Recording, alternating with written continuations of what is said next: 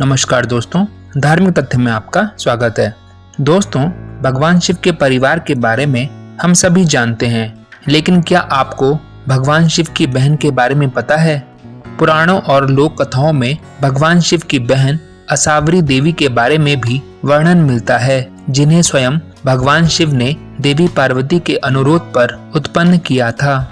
तो आइए जानते हैं भगवान शिव की बहन के बारे में। ये कथा कार्तिकेय और गणेश जी के जन्म से पहले की है। देवी सती की मृत्यु के बाद भगवान शिव का विवाह देवी पार्वती से हुआ। भगवान शिव के लिए माता पार्वती ने समस्त वैभव को छोड़ कैलाश की कठिन जीवन शैली को अपनाना स्वीकार किया, लेकिन भगवान शिव सदैव साधना में लीन रहते थे। उनके ना तो कोई मित्र थे और ना ही कोई सगे संबंधी। इस अकेलेपन से कैलाश में देवी पार्वती का मन नहीं लगता था। वे सोचती थी कि अगर कोई संबंधी यहाँ होते तो उनके साथ वार्तालाप कर उनका समय आसानी से कट सकता था। यही सोचकर माता पार्वती दुखी रहा करती थी। उनके मनोभाव को देखकर भगवान शिव ने कई बार उनसे उनकी चिंता के विषय में पूछा, किंतु माता पार्वती ने बात टाल दी। भगवान शिव से भला क्या छिपा है? उन्होंने माता पार्वती की मन की बात जान ली। भगवान शिव मुस्कुराए और माता पार्वती से पूछा कि वे कैसे संबंधी की कामना करती हैं। तब माता पार्वती ने कहा, स्वामी, अगर मेरी कोई ननद होती तो दोनों बहनें आपस में हंस बोल लिया करती। तब भगवान शिव ने पूछा कि क्या तुम अपनी ननद के साथ निभा पाओगी? तब माता पार्वती ने कहा, अवश्य, मैं उनकी इतनी सेवा करूंगी कि मनमुटाव का कोई प्रश्न ही नहीं आएगा। तब भगवान शिव ने अपने तेज से स्त्री की रचना की। उन्होंने उसे असावरी नाम दिया और अपनी बहन के रूप में स्वीकार किया। असावरी देवी का स्वरूप बड़ा भयानक था। उनका रंग काला, होंठ बड़े और लाल थे और उनके पैरों में बड़ी बड़ी दरारें थी। उन्होंने उत्पन्न होते ही भगवान शिव को प्रणाम किया और उनसे अपनी उत्पत्ति का कारण पूछा। तब भगवान शिव ने उनका परिचय देवी पार्वती से कराया और कहा कि अब तुम दोनों बहनों की तरह प्रेम भाव से कैलाश में रहना। उधर देवी पार्वती हालांकि अपनी ननद के इस विचित्र रूप से हैरान हुई, लेकिन फिर भी अब एक ननद को पाकर वे बहुत प्रसन्न थी। उन्होंने असावरी देवी को स्नान कराया और फिर स्वयं स्नान कर उनके लिए तरह तरह के पकवान बनाए।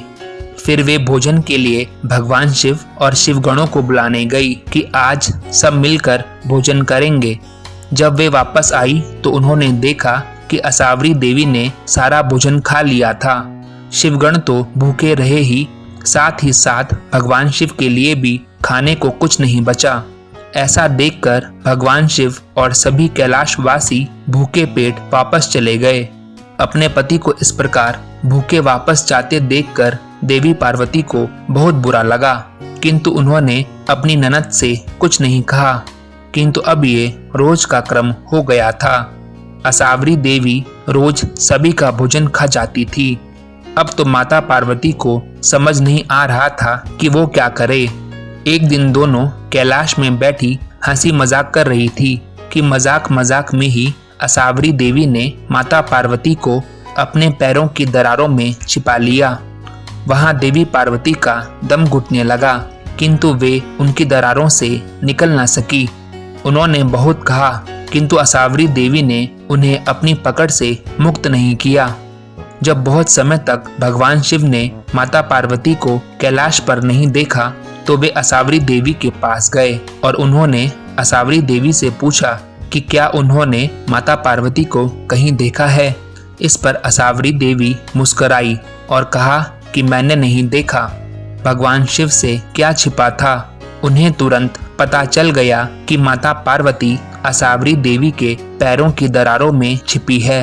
उन्होंने असावरी देवी को इस कार्य के लिए डांटा और तब असावरी देवी ने हंसते हुए अपना पैर जोर से पटका, जिससे माता पार्वती दरारों से बाहर आ गिरी।